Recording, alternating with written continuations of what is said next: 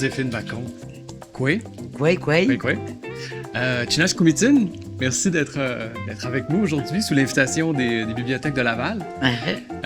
Joséphine, vous êtes une poète, vous êtes une autrice, vous êtes aussi une réalisatrice, puis tout ça, mais le poème est arrivé un petit peu comme un accident dans votre parcours. Oui, absolument. Oui? Ben, le poème est arrivé. Ben, c'est comme dire que ma poésie, c'est comme si elle était née d'un rêve fait par une poète que j'admire beaucoup, Laure Morali, qui est aussi une grande amie. Hein? C'est parce que un jour, elle a rêvé qu'elle jumelait des auteurs, des écrivains et des poètes québécois avec les Premières Nations. Ça a donné un livre qui s'appelle « Imitato ». Tu sais, parlons-nous. C'est comme, tu sais, un premier petit pont. Puis, donc, cette notion-là, de dire que ça arrivait un peu comme un rêve, comme une révélation du côté. Mais comment, de votre côté, là, ouais, comment dire? C'est que quand Laure Morali m'a raconté son rêve, j'ai trouvé ça extraordinaire comme rêve.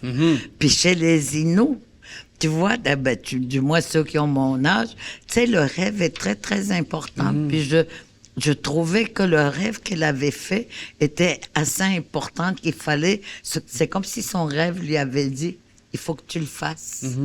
Alors, c'est ce que je lui ai dit. Ben, j'ai dit, il faut que tu le fasses. Tu sais, c'est ton rêve qui te parle. Puis c'est alors qu'elle m'a demandé si... je voulais participer, écrire. Ben, j'ai dit, voyons donc. J'ai dit, je suis pas poète ni écrivain. J'étais... Tu sais, puis je devais être une des premières à qui elle a demandé d'être jumelée. Oui. Mais comme c'est une grande amie et que je l'aime beaucoup, ben, j'ai dit OK. Avec votre amie, Laure Morali, vous avez participé à... Oui, Nin Awas. Puis ça, c'est un autre rêve aussi. Ah oui, c'est un autre rêve, ça. C'est un autre rêve, mais pas de Laure Morali, mais de Yvette Mullen, qui travaille, qui enseigne à l'UDM. Elle enseigne des Noaimon à l'UDM. Oui, parce que c'est ça, en fait, la proposition, c'est Laure et vous avez fait le tour de quoi? 10 communautés pendant 4 ans pour aller à la rencontre des jeunes. C'est ça, là, on dit semer et recueilli par Joséphine Bacon et Laure Morali. Donc, vous offrez des poèmes, puis ils vous en donnent? Non, comment ça fonctionne? Pas donné. On allait voir les enfants dans les écoles. Tu sais, par exemple, on a fait la première communauté qu'on a fait, c'est Pessami. C'était les enfants d'où vous venez, non? Oui, d'où je suis originaire. Puis, tu sais, au lieu d'avoir des cours d'Inoaïmo, les enfants qui le parlaient déjà, ben Laure et moi, tu sais, on leur faisait écrire, tu sais, des poèmes sur, tu sais, qu'est-ce que ton village sent, le ciel est tu sais, pour développer un peu le sens des mots. Puis ça a donné des poèmes absolument extraordinaires, tu sais, des enfants. Puis à travers ce qu'ils écrivaient aussi, tu sais, on savait ce qu'ils vivaient. Parce que c'était un moment pour eux autres, tu sais, d'exprimer comme leurs sentiments, leurs émotions, tu sais, leur nostalgie, tu sais, par exemple, quand ils parlaient de leurs grands-parents qui étaient partis, ou encore de du territoire, tu vois. Ça part de la maternelle jusqu'à secondaire 5. C'est ça, il y a des élèves du secondaire, il y en a des plus jeunes. Comment est-ce qu'on accompagne? Est-ce que vous rectifiez? Est-ce que vous donnez... Comment est-ce qu'on donne des cours de poésie? J'imagine que les enfants sont assez disposés à... D'abord, nous autres, on commençait par lire notre poésie. Moi, c'était surtout en Inou, un monde que je lisais les poèmes, tu sais, pour que les enfants se rendent compte, tu sais, que la poésie, elle est en Inou aussi, dans leur langue.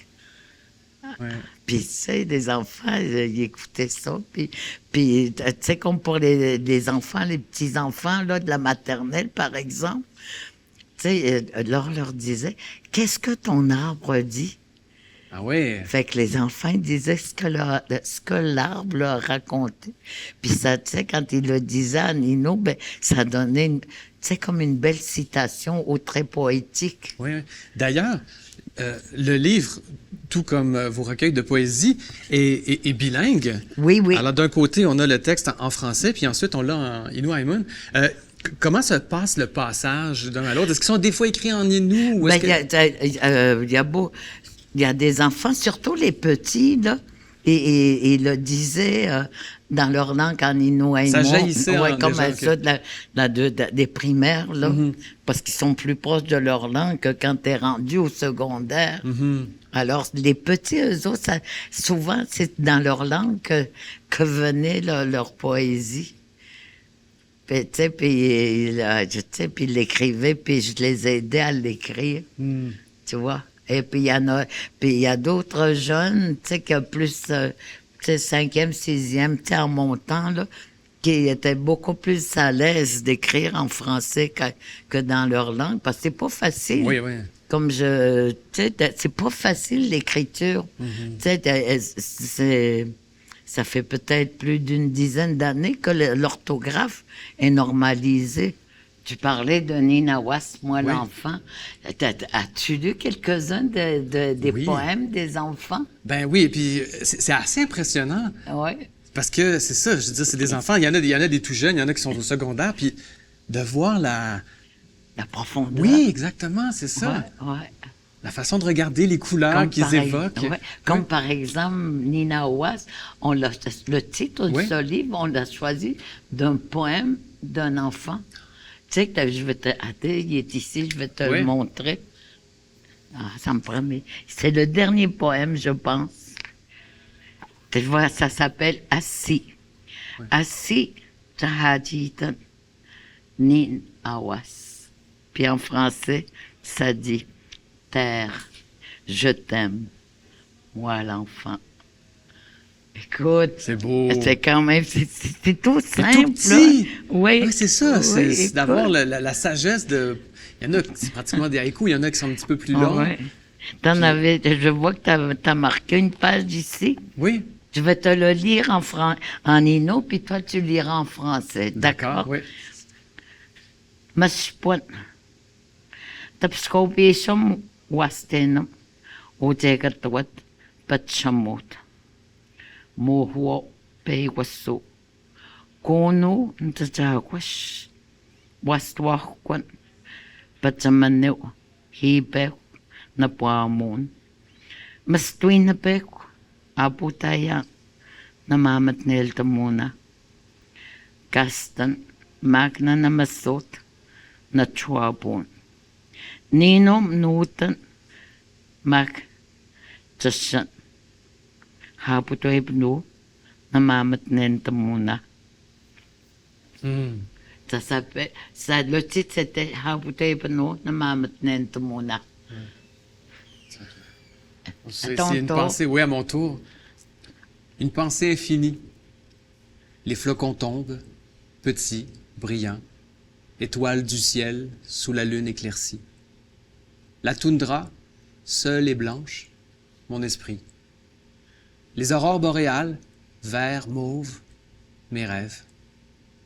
Recouvertes d'un océan inconnu, mes pensées. L'ouragan et les éclairs, mon mécontentement. Je suis le vent, silencieux et froid, une pensée infinie. Ah, c'est beau. Puis, Mélanis, secondaire 3. Ben oui. D'avoir ce regard-là, Mais je pense que, moi je crois que nous sommes tous poètes dans notre âme et dans notre cœur. Parce que, tu sais, des fois, juste, tu sais, je me souviens, quand je suis arrivée à Montréal, il y a 50 ans peut-être, tu sais, je sortais comme d'un pensionnat. Donc, comme j'avais parlé que l'Innu-Aimun presque toute ma vie, le français, pour moi, c'était juste une langue, tu sais, que je parlais quand j'en avais besoin. Et puis, je me souviens quand j'entendais un nouveau mot en français, tu sais, que j'avais jamais entendu. Alors, je prenais le dictionnaire, puis j'allais chercher, tu sais, la définition, puis j'attendais juste le moment de l'utiliser. Oui, l'occasion, de là, le placer oui. à bonne place. C'est parce que, tu sais, j'aimais déjà les mots, j'aimais, tu sais, des images qu'il m'offrait. Et, tu sais, et puis je les espérais aussi dans mes rêves. Les rêves, hein, quand on vient à ça. Ouais. D'ailleurs, l'Inu Aimun est de plus en plus enseigné. Ouais. Donc ça fait aussi quand même juste, c'est des recueils qui font œuvre utile aussi, où ça permet de voir puis d'apprendre, de pouvoir avoir la petite béquille du français à côté pour dire, ah, OK, on a le mot en référent, puis tout ça. Oui. Qu'est-ce que ça vous fait de savoir qu'il y a davantage de gens Ben, qui... mon Dieu, Ouais. ce serait tellement triste. Tu sais, parce que les Noaimons, c'est ta langue, c'est ta première identité. Tu sais, c'est la langue des ancêtres, c'est la langue de la terre, pour nous du moins. On a un petit chariot ici, duquel j'ai tiré quelques livres. D'accord. Alors, je vous lance ça comme des propositions ici. Bon, sans grande surprise, Laure Morali, c'est votre ami. En suivant Shimoun. Ah. Oui. Ouais. C'est très beau. C'est vraiment, c'est ce qu'elle a vécu dans le Notemet. Oui. Ouais. C'est comme, tu sais, puis c'est probablement, elle a beaucoup appris, tu sais, puis Laure est un peu, c'est une Bretonne, hein. Alors, des fois, je la trouve un peu druide. Mais il n'y a pas une communauté d'esprit entre les druides et... Elle est Kamentouhit. Oui, je sais pas, non? Ouais. Ben, je sais pas. Peut-être. C'est des esprits, hein. C'est des gens qui ont le pouvoir de l'esprit. Tu sais, c'est ça, les Kamentouhit. Ouais. C'est une deuxième proposition ici. Carlos Castaneda. Voir. Ouais. C'est le meilleur. Ah oui. Ben là, c'est parce que ça commence avec l'herbe du diable et la petite fumée. Après ça, t'as voir, après ça. C'est parce qu'à un moment donné de ma vie, Castaneda, tout le monde lisait Castaneda. Puis j'ai commencé tu sais, dans l'herbe du diable et la petite fumée, il est très anthropologue parce qu'à la fin du livre, il a fait des analyses structurales comme Rémi Savard aurait fait quand, une fois que j'aurais traduit, par exemple, un Atlogan de Carcajou. Mais après ça, d'en voir, j'aimais ça parce que ça m'a permis de savoir qu'est-ce que c'était voir et regarder. C'était deux verbes, tu sais, qui sont synonymes, mais qui sont proches parents, mais qui ne veulent pas nécessairement dire la même chose.